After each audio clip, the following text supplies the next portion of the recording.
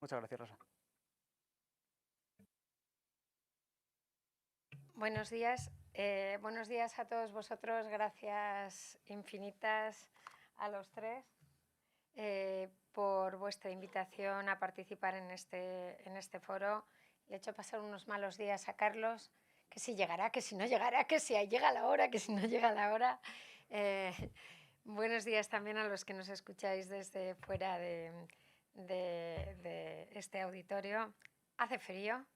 La contraprestación o lo mal que te lo estoy haciendo pasar yo a ti es lo que me vais a hacer pasar a mí aquí, que vengo con una ciática del carajo de la vela. Me perdonaréis. O sea, que por favor, a ver si nos pueden bajar este aire frío que...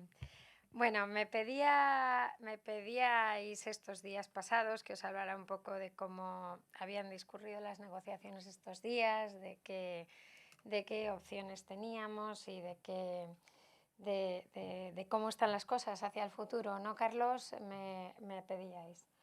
Bueno, yo creo que todos habéis vivido una situación complicadísima, nosotros también, de vuestra mano, de la vuestra y de la de todos los sectores.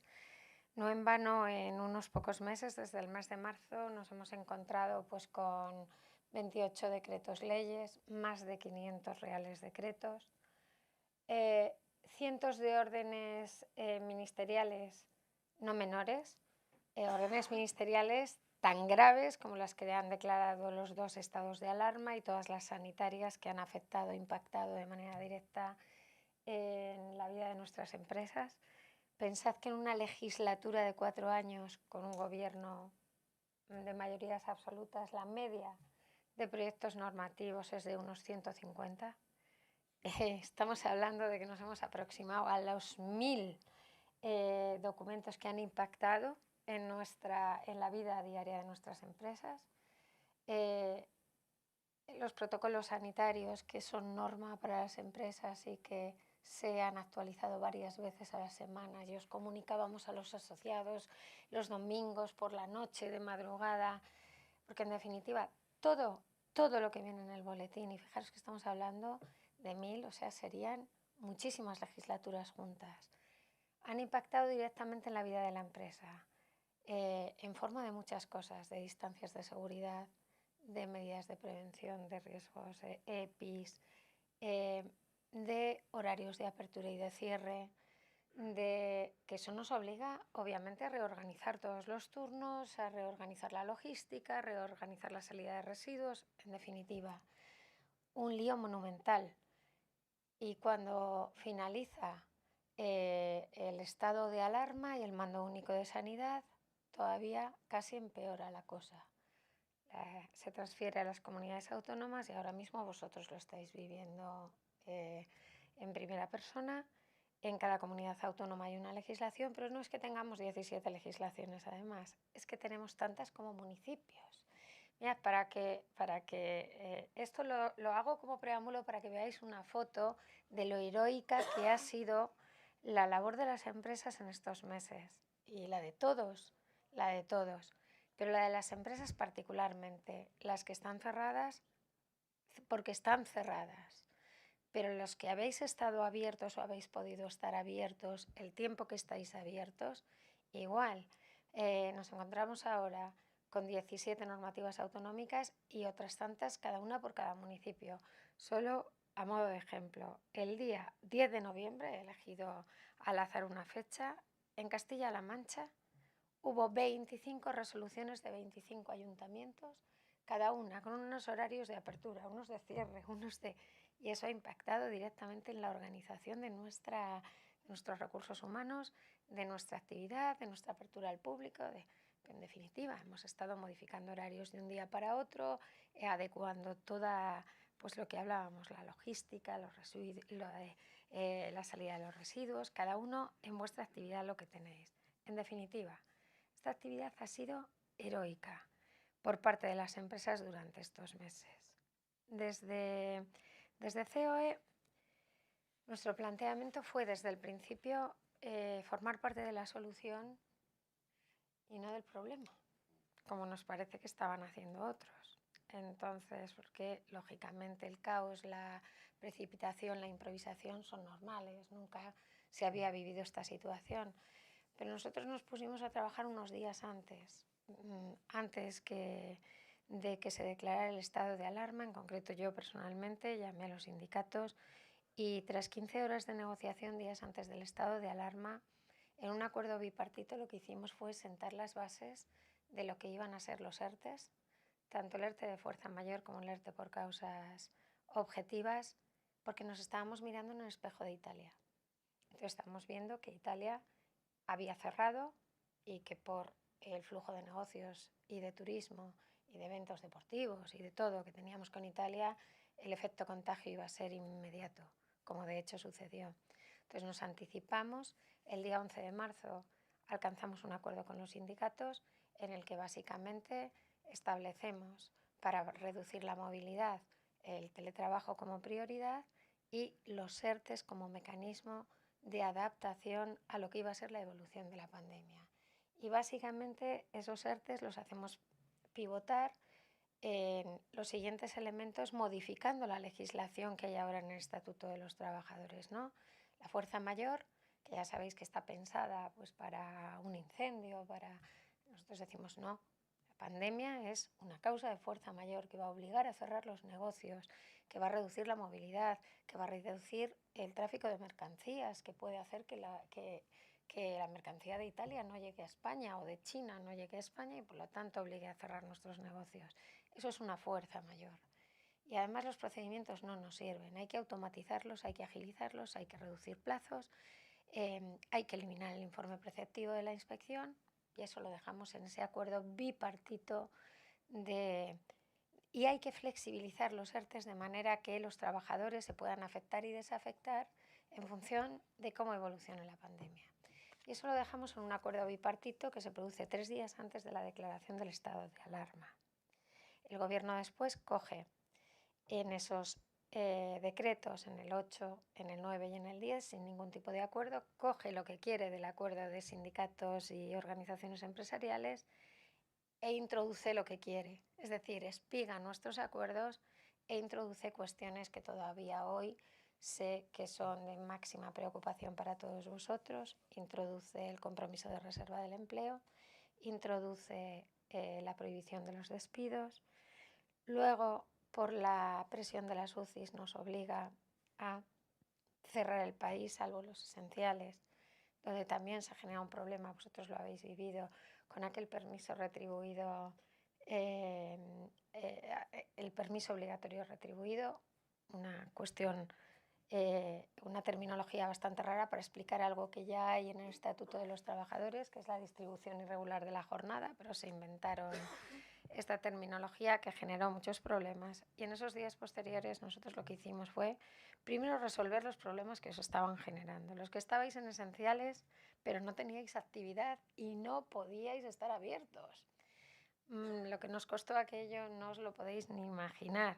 No entendían que estando en esenciales, claro, al eliminar la movilidad de las calles, pues lógicamente las empresas no teníais actividad, entonces teníais el derecho y la obligación de ir a un ERTE si no queríais amortizar personal. Aquello nos costó Dios y ayuda. Entonces esos primeros días estuvimos resolviendo los problemas que crearon con los precipitados decretos, leyes el 8, el 9 y el 10. Entonces ya les emplazamos, oye, esto no puede seguir así, hay que sentarse y hay que negociarlo, porque no estáis en la realidad, no estamos en la calle, nosotros sí estábamos recibiendo los inputs de todos vosotros. Y entonces eso ha traído consigo un proceso de diálogo social muy profundo, de mucha intensidad, muy duro, durísimo, de negociación de los 3 acuerdos de los ERTEs, donde nosotros, quizá os queda ya un poco lejos, pero yo creo que sí que es obligado hacer este balance para que entendáis lo que hemos intentado en cada uno de esos acuerdos, porque claro, no es lo mismo la situación en la que está cerrado el país, donde nos empleamos a fondo en que los que estáis en esenciales y no tenéis actividad podáis ir al ERTE. Nos empleamos a fondo en que los que están en esenciales y no tienen EPIs puedan tener EPIs para poder trabajar. Pensad que era un momento, como recordáis, que no había mascarillas, que no había equipos de protección individual y claro, teníamos gestores de residuos, teníamos empresas funcionando sin posibilidad de acceder a EPIs. Entonces, esos primeros días fueron de solución de la ingente cantidad de problemas que surgieron y que todos recordáis, vosotros lo habéis vivido en primera persona. Y emplazamos al gobierno hay que sentarse, esto no puede seguir así, tenemos que buscar una salida pactada y sobre la base de lo que prevemos que va a ser la evolución de la pandemia. Bien, en esos procesos de negociación de los ERTEs, que han sido 3, como sabéis, y que cristalizaron en 3 reales decretos leyes, el 18, el 24 y el 30, por ir muy rápido, el primero se negocia en plena pandemia, todos encerrados, en confinamiento, sin poder salir ninguno de nuestras casas. Me preguntabais, la gente tiene interés en saber cómo han sido estos procesos. Tremendos.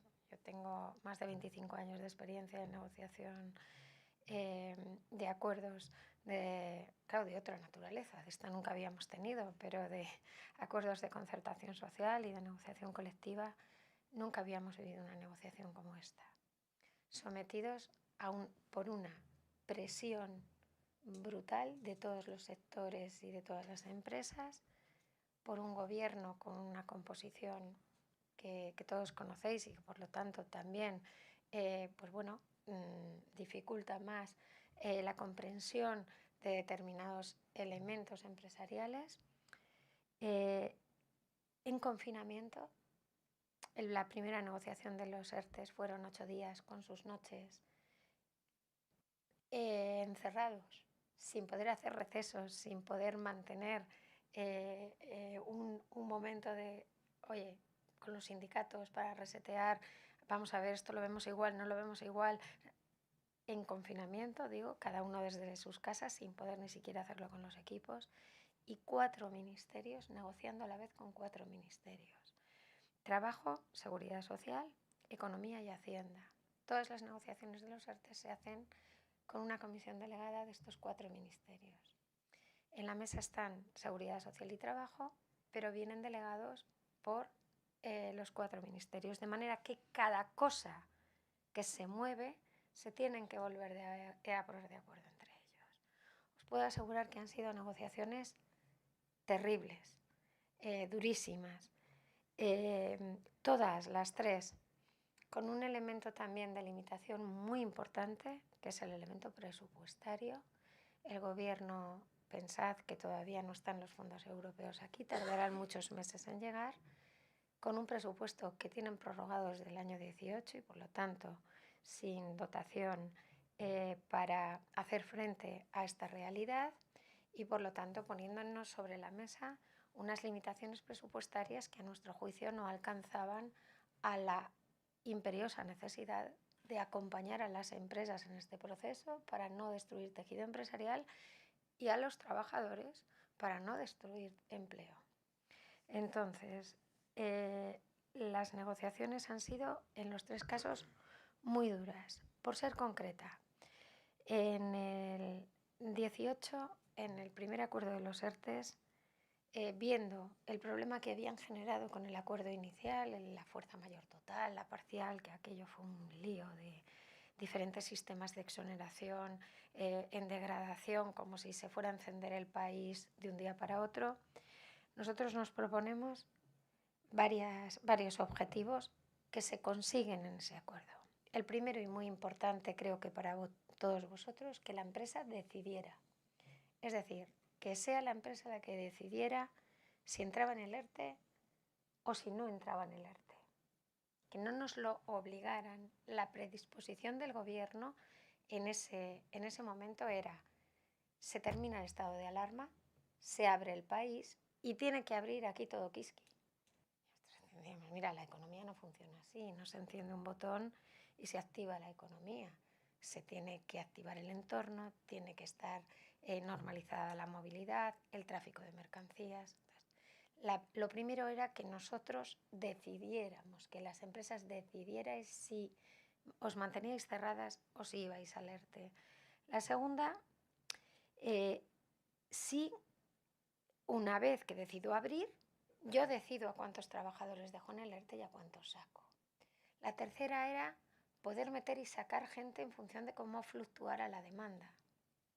Y la cuarta era acotar el compromiso de reserva de empleo que se había inventado el Gobierno en el Real Decreto Ley 8, donde introdujimos ya una serie de elementos de modulación en ese decreto ley, el preconcurso, la estacionalidad, una serie de contratos que se quedan fuera y cómo se establece el cómputo de ese compromiso, sobre el que, si queréis, luego hablamos.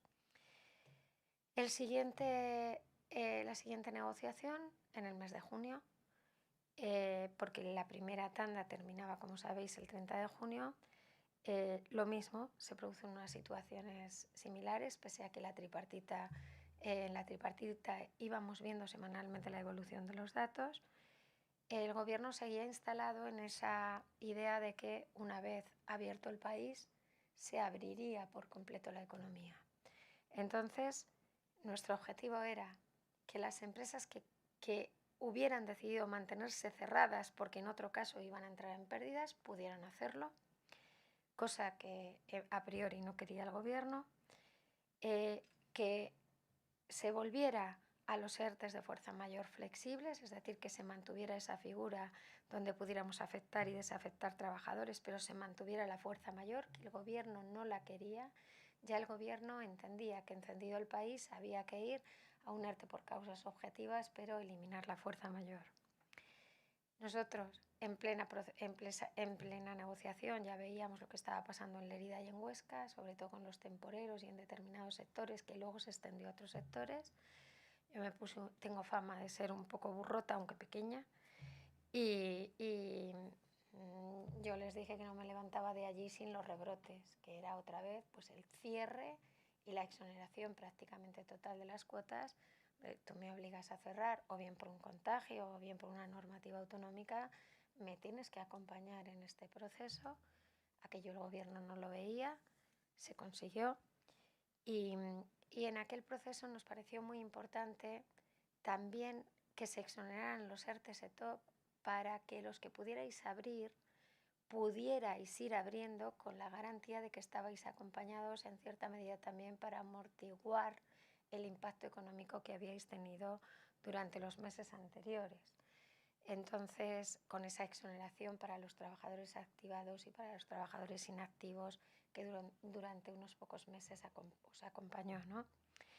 Y el último, pues el decreto ley, que yo creo que lo conocéis todos, el 30, que aquí también hemos tenido durante más de un mes de negociación un texto del Gobierno que no se movió en 28 días y que tuvimos que accionar en los 2 últimos días, negándonos por completo a alcanzar un acuerdo, porque el Gobierno, basándose en una idea más de limitación presupuestaria, lo que quería, cuestión con la que no estábamos en desacuerdo, era limitar los ERTEs a una serie de CNAEs. Claro, nuestro planteamiento era, pues, lo sentimos mucho, pero estos están muy mal. Ellos utilizaban, ya sabéis, la combinación de dos elementos, las tasas de trabajadores en ERTE y la evolución de la actividad, y ahí pues veíamos fuera a muchos sectores que, en función de las órdenes autonómicas y de la evolución de la pandemia, no iban a tener un mecanismo al que acogerse para poder tener un sistema de exoneración. Nos negamos en rotundo. Fue una negociación, tanto la primera como la última, os diría que han sido durísimas, porque la negativa del Gobierno durante prácticamente un mes fue absoluta a abrir otra cosa que no fuera esos CNAEs con sus cadenas de valor, donde principalmente, como sabéis, pues estaba pues todo el sector hotelero y todas sus auxiliares, y algún otro sector muy concreto, pero se nos quedaba fuera la gran mayoría. Se nos quedaba fuera hostelería, os quedabais fuera vosotros, se nos quedaba fuera el comercio, se nos quedaba. Entonces, en 30 horas últimas, conseguimos que el Gobierno entendiera que íbamos, ya perdonaréis la expresión, a hacer la risa. Nosotros, desde luego, no íbamos a participar en aquello, si se salía a la opinión pública dando una solución en la que se dejaba fuera a los sectores más afectados por las normativas autonómicas de cierre como consecuencia de la evolución de la pandemia. El gran logro de este último acuerdo fue reponer la fuerza mayor, ya sabéis, el cierre, el impedimento, por impedimento de actividad y por limitación o restricción de la misma, al que está sirviendo como paraguas prácticamente para todos. Es un mecanismo de fuerza mayor que todos podéis demostrar, cualquiera prácticamente puede demostrar en función de las normativas autonómicas o incluso municipales que nos van obligando a limitar los horarios, a limitar los aforos, que pueden en su caso también limitar, como en vuestro caso, pues la movilidad de la gente y por lo tanto afectar a las actividades, y que han servido como paraguas para paliar pues la situación tan calamitosa que se viene viviendo como consecuencia pues de la evolución de la pandemia, y que de momento queda bastante, o creemos que queda un tiempo largo hasta que esté la vacuna. Ya estamos lanzando, os podéis imaginar, en la tripartita, yo creo que fue el miércoles pasado, y anticipé hacia dónde vamos a ir en la próxima negociación. Evidentemente, un granito de esta última negociación, además de mantener la fuerza mayor, ha sido acercar las exoneraciones al 100%. Eso tiene un objetivo claro, que es que no haya gastos en lo que concierne a la plantilla para poder hibernar el empleo hasta que haya una vacuna, pero lógicamente hay cositas que hay que ajustar. Hay que ajustar estos ERTES, sabéis que llegan hasta el 30 de enero, hay que ajustar plazos. Si el estado de alarma se alarga hasta mayo, ahí hay que ajustar plazos. Las exoneraciones tienen que aproximarse al 100% si no queremos que haya un impacto brutal tanto sobre el empleo como sobre el propio tejido empresarial. También las prestaciones de los trabajadores, que ya sabéis que hubieran bajado al 50%, las hemos mantenido en 70%, pero se tienen que mantener. Y lógicamente va a haber que hacer algún ajuste para agilizar más las resoluciones o las tramitaciones. Pero bueno, ya estamos trabajando en ello, como os digo, con la esperanza de que esto después del 31 de enero, pese a que no lo han puesto en presupuestos, va a seguir, va a haber estas medidas de acompañamiento, y bueno, esperamos con vuestra ayuda y la de todos los sectores, como hemos hecho hasta ahora, porque hemos estado en permanente contacto mañana, tarde y noche, fines de semana, y pues poder acertar en la negociación. Sí, muchas gracias, Rosa. Es curioso, me resulta grave ver que has comentado que eres un poco brutota. Quizás eso es porque a lo mejor naciste en Soria y tienes a Zaragoza como sitio adoptivo, y te habla uno que es bilbilitano. Mira O sea, tú, por como lo mi tanto, presidente, ¿no? oye, No, bilbilitano me dices. de Calatayud. O De sea, Calatayud, que Dios mío. mantengámonos un poco De con esa... Bilbao no, bilbilitano, Dios mío, ¿dónde estoy? ¿Dónde estoy? Tienes razón. Mantengámonos con esa fuerza que has tenido siempre en tus negociaciones, y que estás demostrando, porque yo creo que es un trabajo innegable el que estás haciendo por todas nuestras empresas, ¿no? Yo quería, porque mira, nos están escuchando por ahí, pues lógicamente muchos empresarios de la distribución, y que lógicamente ahora a ellos los que les gusta es mirar para adelante. Pues claro, tenemos que decir, hablamos de digitalización, hablamos que hay que lanzar nuevos proyectos en nuestras empresas, pero bueno, todavía estamos confinados. Veníamos comentando que nosotros ahora, en estos últimos meses, hemos notado un bajón de actividad tremendo al confinar las ciudades y no permitir desplazamientos fines de semana. Entonces, todo está afectando a la actividad. Y la pregunta que sé que todos tienen en la cabeza es 31 de enero. Ya nos has indicado por dónde van un poquito los planteamientos de COE, ¿no? Pero claro, para nosotros y para los empresarios, y de cara sobre todo a mantener esos 45.000 puestos de trabajo que tenemos en el sector, y que nuestra actividad además se ha podido más o menos medio salvar, pero necesitamos ese apoyo y necesitamos esa garantía. de los ERTEs, de las exoneraciones en la Seguridad Social, que, bueno, pues al final, pues si tienes a trabajadores que no los tienes trabajando y tienes esas cargas sociales, pues lógicamente, pues dificulta las cuentas de resultado de las compañías, ¿no? ¿Nos puedes avanzar algo, algún mensaje optimista? ¿O hay que estar muy duros, Rosa? No, yo ya de alguna manera he querido responderte. Sí. Efectivamente, nosotros creemos que estas medidas de acompañamiento van a durar todo el tiempo que dure la pandemia y desde luego para nosotros, vamos, es una cuestión sine qua non. Eso no es negociable. Los inputs que estamos recibiendo del gobierno, yo os comentaba que ya en la tripartita de la semana pasada saqué este tema, es que efectivamente va a haber medidas de acompañamiento, aunque no lo han puesto en presupuestos.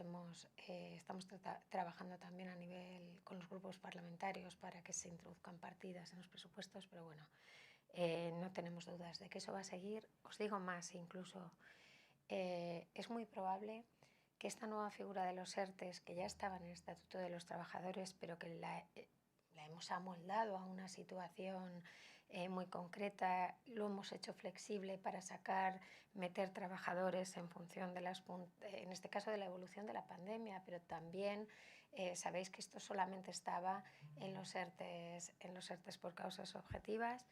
Es muy probable que se queden incluso cuando acabe la pandemia. Ya veremos, pero yo creo que se va a utilizar como una medida reforzada en el futuro Estatuto de los Trabajadores, precisamente como alternativa a las extinciones de los contratos. Ya sabéis que es una patología en nuestro mercado, que cada vez que hay una fluctuación, pues hay mucha pérdida de empleo y luego una contratación muy rápida. Entonces, los ERTEs, yo creo que estoy en condiciones de asegurar que van a seguir a partir del 31 de enero. Nosotros vamos a centrar nuestras peticiones en lo que os he comentado. Los plazos es fundamental que se adapten a esta nueva situación del estado de alarma, que como mínimo va a llegar hasta mayo, y digo como mínimo, pero si no hay vacuna y la situación de la pandemia se prorroga, tienen que seguir. Las exoneraciones tienen que aproximarse al 100% inevitablemente, como hemos hecho ahora, o mantenerse en el 100%, porque si no, evidentemente, lo que empezó siendo una crisis coyuntural que iba a durar 2 o 3 meses se ha prolongado y se va a prolongar durante mucho más de un año. Eso va a hacer que para muchas empresas, pese al ERTE, los gastos, vosotros estáis ya en un nivel de recuperación muy alto, afortunadamente, pero hay muchos sectores cuyo nivel de recuperación es escaso o nulo. Entonces, lógicamente, el acompañamiento de los ERTEs no es suficiente. Si no hay un acompañamiento con los alquileres, un acompañamiento porque los gastos sobrepasan están sobrepasando en muchos sectores todo lo imaginable. Por lo tanto, es imprescindible que haya otras medidas que acompañen además a los ERTEs y yo creo que, como te digo, no solamente creo que van a perdurar después del 31 con este sistema de exoneraciones, sino que vamos a trabajar para que esos ERTEs del Estatuto de los Trabajadores, una vez finalice la pandemia, sirvan como herramienta de flexibilidad para las empresas, para adaptarse mejor a las puntas y a los valles de la demanda y a todos los procesos que vienen como consecuencia de la digitalización y de la globalización, que nos van también a obligar a hacer muchísimos cambios organizativos internos. Me he explicado, ¿me entendéis bien, no? Perfectamente. Soy bruta y me dicen que me Perfectamente. explico bien.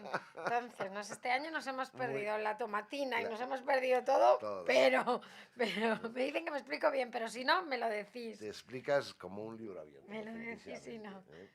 Y yo creo que Miguel Ángel, que oye, nos acompaña porque como bien sabes es el